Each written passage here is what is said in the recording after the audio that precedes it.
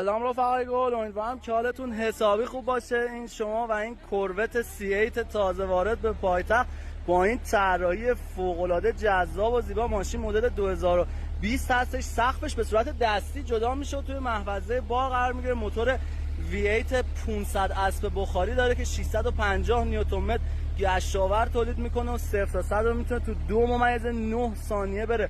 واقعا اعداد و ارقام این ماشین فوق العاده است. فضای کابین جذاب و اسپورتش رو میبینید که چقدر دوست داشتنی. کالیپرهای ترمزش که مخصوص مدل Z51 هستش و زرد و خیلی ست خوشگلی تشکیل داده با رنگ قرمز. بعدن فضای بار جلویش رو داریم. از هر زاویه بهش نگاه میکنید فوق العاده است.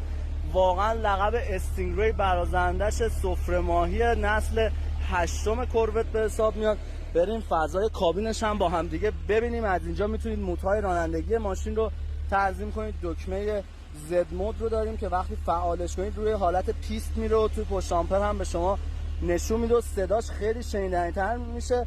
اینجا دکمه های حالت های گیربکس رو داریم. حالت منوال که با بدل شیفترها میتونید دنده عوض کنید و صداش رو با هم دیگه بشنوید.